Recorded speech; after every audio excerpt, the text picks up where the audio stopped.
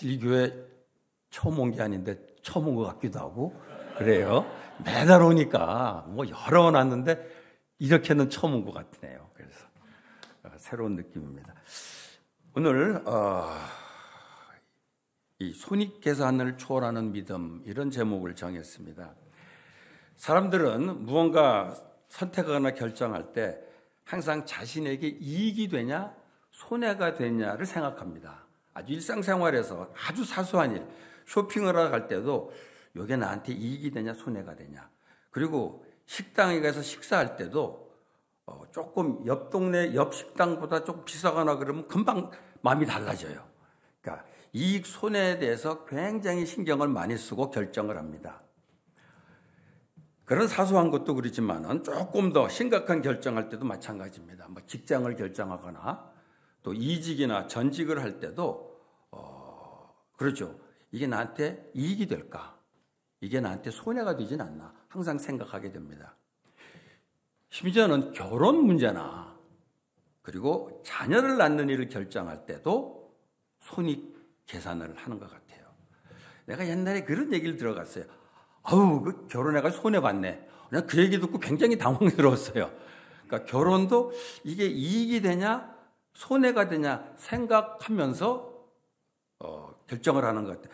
그래서 요즘 결혼이 자꾸 안 하는 사람도 생기고 결혼을 미루는 거가 이게 별로 이익이 안 되기 때문에 그러지 않나. 그런 생각도 해봅니다. 자식 낳는 것, 출산하는 것도 그래요. 이게 이익일까 손해가 될까 나한테.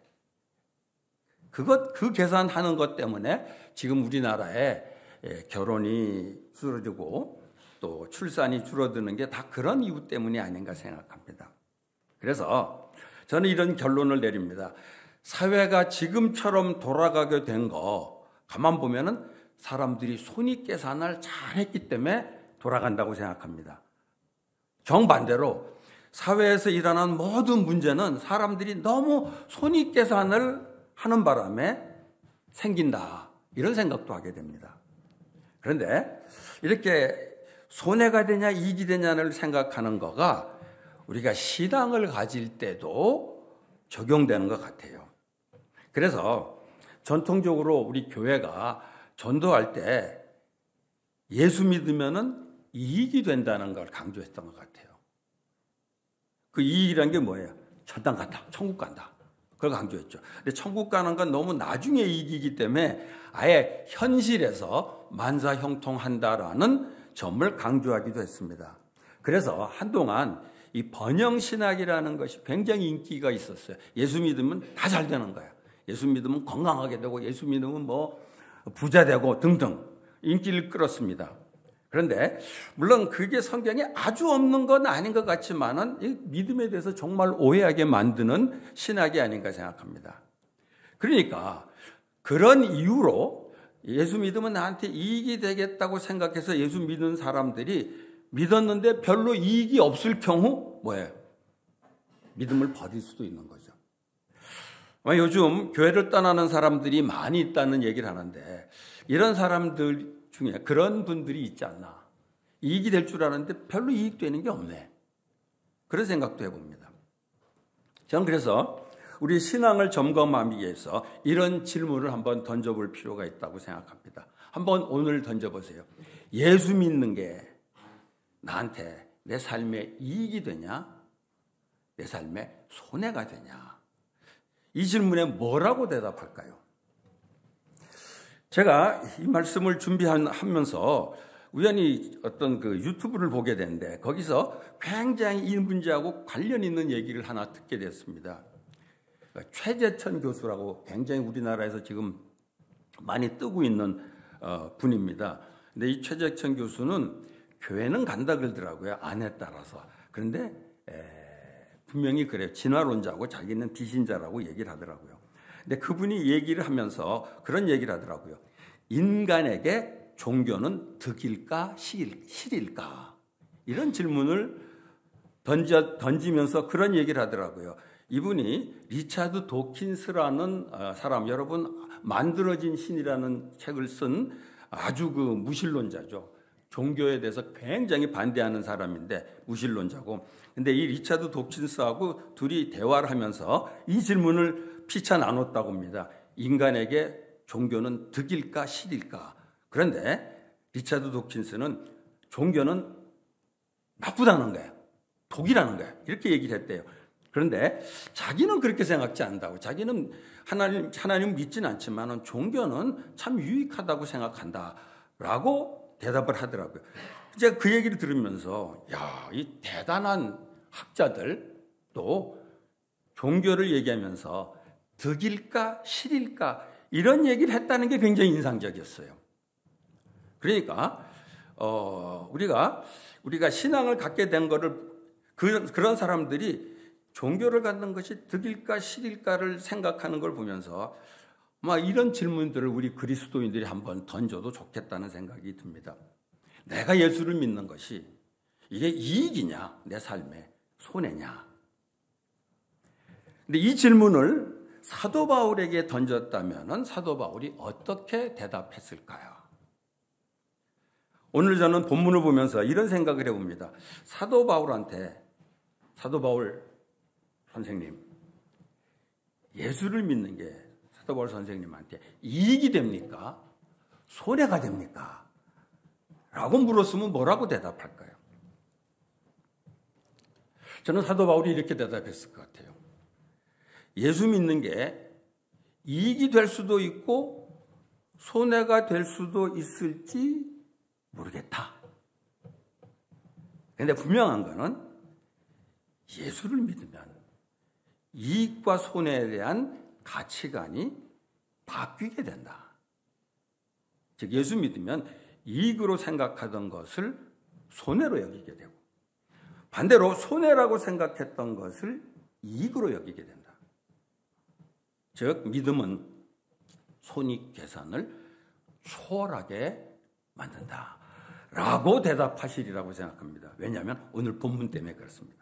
그래서 저는 오늘 본문을 가지고 이 말씀을 나누려고 합니다. 첫 번째, 믿음은 내게 유익하던 것을 예수님 때문에 손해로 여기게 한다는 겁니다. 오늘 본문에 한번 보십시오. 다시.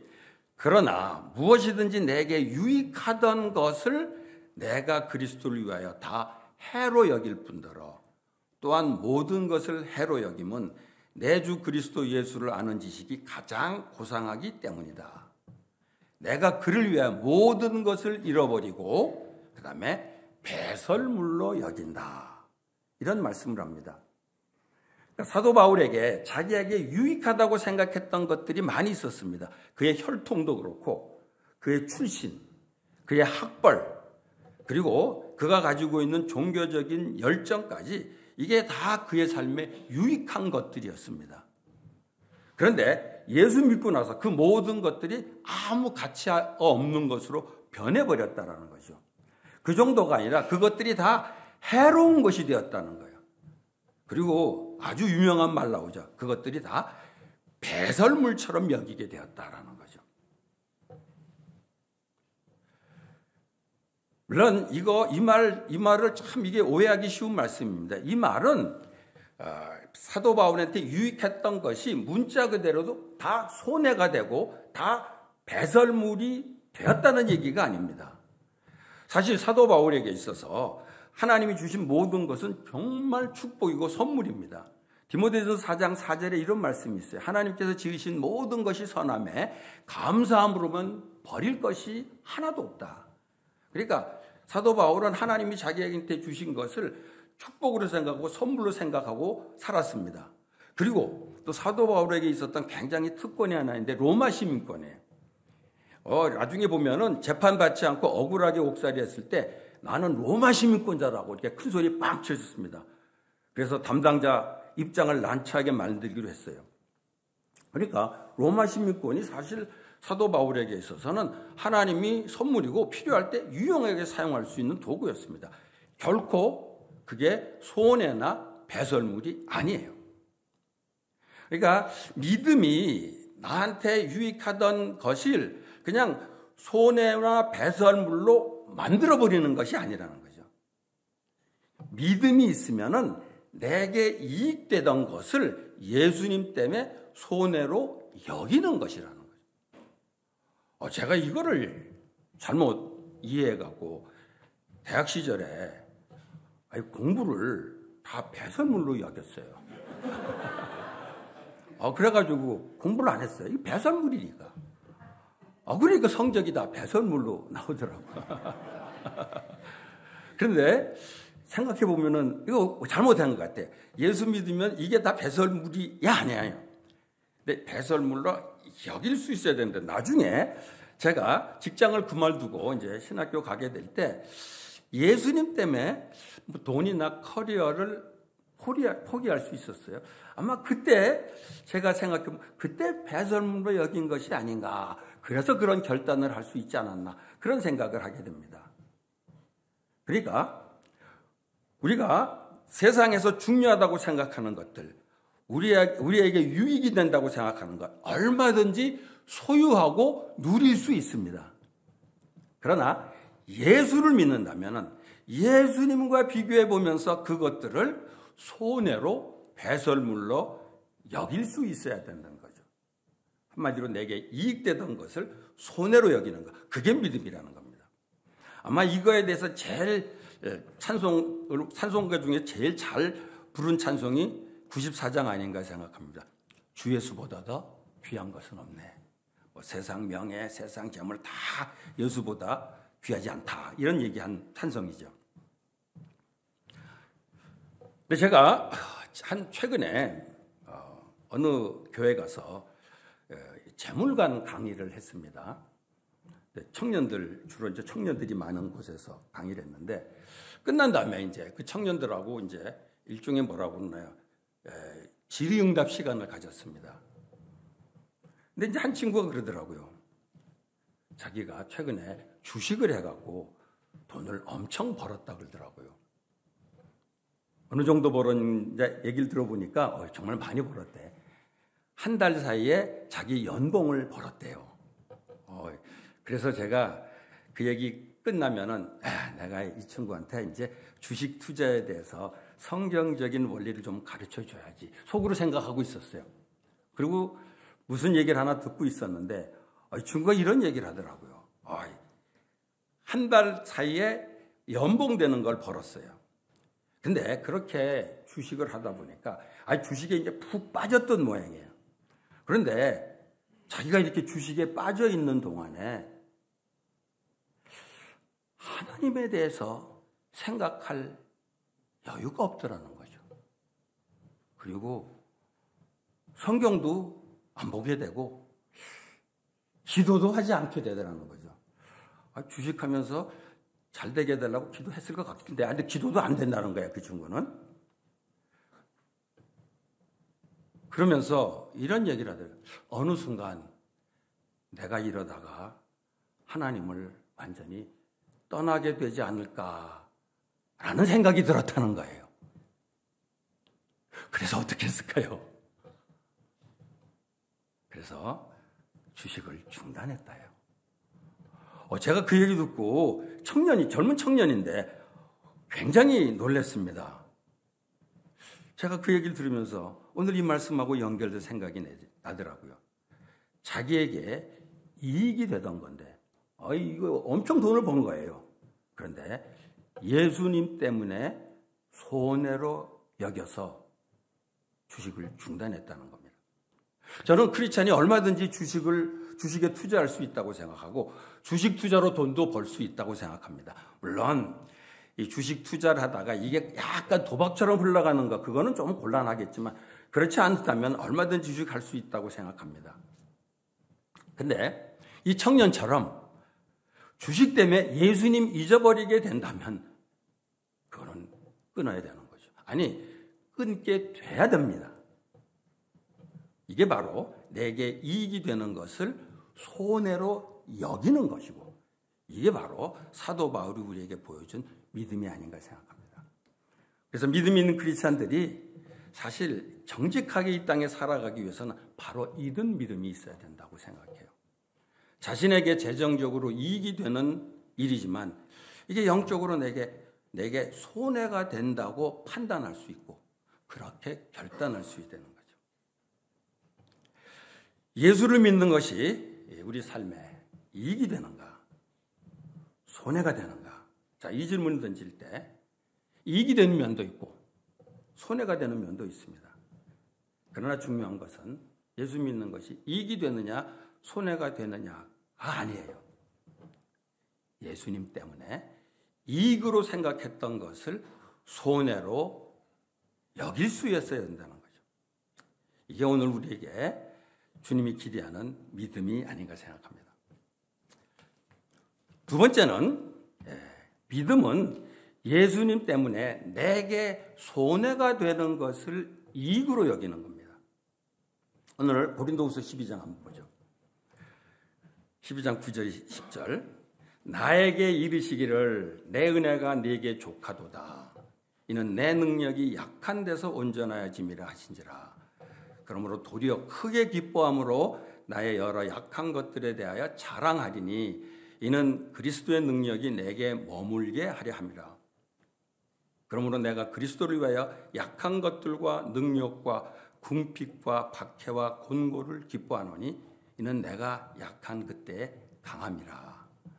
정말 유명한 말씀이죠. 빌립보서 3장 7절 8절 못지않게 유명한 말씀입니다. 사도 바울은 다른 사람의 질병을 고치는 사람이었어요. 병을 고쳐준. 근데 자신이 육체적인 질병에 걸리게 됐습니다. 사실 이것만도 받아들이기가 쉽지 않았을 텐데 질병의 치유를 위해서 3번이나 기도했는데 하나님이 그 기도를 들어주시지 않았습니다. 그럴 때 사도 바울의 심정이 어땠을까? 조금 자존심도 상했을 것 같고 그리고 심적으로 많이 힘들었을 것 같습니다. 근데 그때 하나님이 이렇게 대답했죠. 내 은혜가 족하다. 그리고 하나님의 능력은 사람이 약한 데서 완전하게 된다라고 하나님이 하시는 말씀을 듣고 생각을 바꿨습니다. 그래서 예수님 때문에 이전에는 자기에게 손해가 된다고 생각했던 것들, 그게 뭡니까? 여기 자기에게 손해가 된다고 생각한 것들, 약한 것들, 능력, 궁핍, 박해, 곤고, 이거를 기뻐했다는 것, 이것을 자기에게 이익이 되는 것으로 받아들인 거죠. 분명히 이거 객관적으로 보면은 이거는 내가 예수 믿는 것 때문에 보게 되는 손해 나는 겁니다. 근데 그거를 오히려 이익되는 것으로 받아들인 겁니다. 그러니까 이렇게 말할 수 있죠. 내가 약한 그때에 강함이라 이렇게 말한 거죠. 우리가 다 아는 거지만 예수 믿는다고 좋은 일만 생기는 게 아니죠. 어려운 일 얼마든지 생길 수 있습니다. 예수 믿는 사람들이 사업하다가 손해당할 수도 있어요. 아니, 믿기 때문에 오히려 더 손해를 더 당할 수도 있습니다. 그런데 믿는 사람들은 그가 당한 손해를 이익이 된다고 생각을 바꾸는 거죠. 이게 바로 믿음의 힘이고 이런 믿음을 주님께서 우리에게 기대하시는 것 같아요. 제게 신앙 좋으신 왕고모님이 계셨습니다. 왕고모님이라고 하는 거는 그분 생각하면 고모님이 아니라 그냥 왕자가 꼭 붙어야 돼. 왜냐하면 우리 아버님의 사촌들이 굉장히 많은데 그 모든 사촌들 중에서 제일 위에 언니가 되는 분이죠. 그러니까 우리 아버님의 사촌 누님이죠. 나이가 제일 많으죠. 저한테는 고모님이 아니라 할머님 같으신 분이 나이가 굉장히 차이가 나고 여러분들 아실지 모르지만 방지일 목사님 저희 큰아버님 되시는데 그분의 누님이에요. 그러니까 굉장히 나이가 많이 드신 분이고 정말 신실하고 경건하신 분인데 이분이 결혼을 옛날 얘기죠. 옛날 얘기 결혼하고 딸 넷을 낳고 막내를 아들을 낳았어요. 저한테 육촌 형님 되는 분인데 막내를 낳았는데 이 막내가 태어나자마자 남편이 세상을 떠났다고 합니다. 제가 그 고모님이 얘기한 옛날 얘기를 쭉 듣다가 그 얘기를 듣는 순간 그냥 얼마나 힘들었을까 생각해 보세요. 딸 쭉 낳다가 그 옛날에는 아들을 낳아야 된다는 거 있잖아요. 그래서 아들을 딱 낳았어요. 그래가지고 기뻤을 텐데 기쁨도 잠깐 남편이 세상을 떠난 겁니다. 제가 그 얘기 듣고 부모님한테 그랬어요. 부모님 정말 힘드셨겠네요. 이렇게 물었더니 정말 뜻밖의 대답을 하시대요. 그런 저한테 교훈을 주려고 말했는지 모르겠어요. 이 표현이. 근데 제가 듣고서 굉장히 깜짝 놀랐어요. 이렇게 표현하더라고요. 사실 자기가 그때까지 남편을 너무 의지했는데 남편이 세상 떠나는 바람에 제대로 하나님을 의지하게 되었다고. 제가 그 얘기 듣는 순간 이게 진심이었는지 저한테 가르치기 위해서 그랬는지는 모르겠는데 어쨌든 그 얘기를 듣는 순간 저게 믿음이구나라는 생각이 들었어요. 그러니까 저는 그 얘기 들으면서 그게 바로 신앙 고백이 아닌가 생각합니다. 남편이 세상 떠난 거 분명히 그의 생애에 손해였어요. 근데 그분은 그것이 자기 신앙에 이익이 된다고 고백한 겁니다. 제가 그 얘기 들으면서 시편 119편 21절이 그냥 떠오르더라고요. 고난당한 것이 내게는 오히려 유익이라. 이 말씀이 생각나더라고요. 저는 이런 신앙의 극적인 예가 바로 순교자의 믿음이 아닌가 생각합니다. 교회 역사에 기록된 순교자들이 많은데 그들의 믿음은 결국 자신에게 가장 손해라고 생각하는 게 죽음입니다. 근데 그것이 나한테 이익이 된다고 생각하는 거. 그렇기 때문에 순교할 수 있지 않았나 생각합니다. 예수를 믿는 것이 당신의 삶에 이익이 되는가, 손해가 되는가. 이익이 될 수도 있고 손해가 될 수도 있습니다. 그러나 중요한 것은 그게 이익이 되느냐, 손해가 되느냐가 아니라 예수님 때문에 이익이라고 생각했던 것을 손해로 여기고 반대로 예수님 때문에 누구나 다 손해라고 생각하는 것을 이익으로 생각할 수 있는 것. 바로 이 믿음. 이걸 주님께서 우리에게 기대하시는 것 같아요. 세상 사람들은 무슨 일 결정할 때 철저하게 자신에게 이익이 되느냐 손해가 되느냐를 가지고 판단합니다.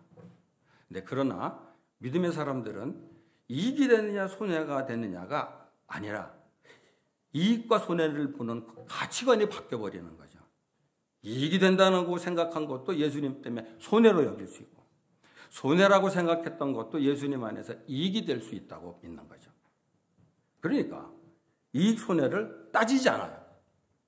그리고 그렇기 때문에 이익 손해를 따지지 않게 되니까 하나님 말씀에 순종할 수 있게 되는 거죠. 몇 가지 제가 말씀을 준비하면서 그런 생각이 들었습니다.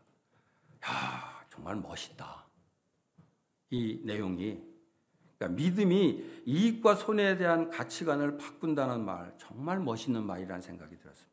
그런데 사실 현실적으로 실천하기는 좀 어렵습니다. 아니 좀이 아니라 많이 어렵습니다. 그리고 좀 부담스럽게 느껴질 수도 있습니다. 그런데 의미를 가만히 생각해 보면은 이런 믿음이 있으면은 사실 우리의 삶이 훨씬 자유스럽고 훨씬 평온해질 수 있다는 생각을 합니다.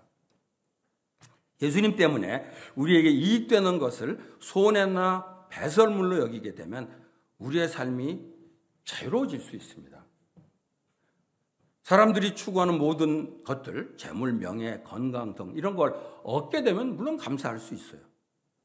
그러나 그런 것들을 얻지 못해도 얼마든지 지낼 수가 있어요. 왜냐하면 예수 믿는 사람들에게 그런 것들은 손해고 배설물로 여길 수 있기 때문이라는 거죠. 또 예수님 때문에 손해가 되는 것을 이익으로 여기게 되면 우리의 삶이 평안해질 수 있습니다. 사람들이 원치 않는 가난, 실패, 질병 이런 거 됐을 때 평안을 유지할 수 있다는 겁니다. 왜냐하면 그런 것들이 결국에 내게 영적으로 유익한 것이 되는 것을 알기 때문이죠. 지금 우리는 내게 이익이 되냐 손해가 되냐 이거에 굉장히 민감한 시대에 살고 있습니다. 그거로 다 어떤 판단을 하고 결정을 하는 것 같아요. 그런데 이런 세상 속에서 예수 믿는 사람들은 손해와 이익을 초월하는 가치관을 가지고 살아야 되지 않겠나 생각합니다. 그러면 세상의 가치관에 끌려가지 않고 오히려 믿음으로 이 세상을 이끌어가는 삶을 살게 될 수 있지 않을까, 그런 기대를 합니다. 이익과 손해에 끌려가지 않고 이익과 손해를 초월하는 믿음으로 살아가는 여러분들 되시기를 바랍니다. 같이 기도하겠습니다. 하나님 감사합니다. 이 세상 사람들, 우리도 많이 그렇게 됩니다. 이익 손해 때문에 흔들릴 때가 많이 있습니다. 오늘 주신 말씀처럼 세상이 이익이라고 생각하는 것을 손해로 여길 수 있고, 또 세상들이 볼 때 손해라고 여기는 것을 예수님 때문에 이익으로 여기는 그런 믿음으로 살아가게 도와주시기를 원합니다. 하나님, 이 세상 살아가면서 우리들의 믿음이 이 세상을 따라가는 것이 아니라 세상을 이끌고 갈 수 있도록 이익과 손해를 초월하는 믿음으로 살아갈 수 있도록 인도해 주시옵소서. 예수님의 이름으로 기도하옵나이다. 아멘.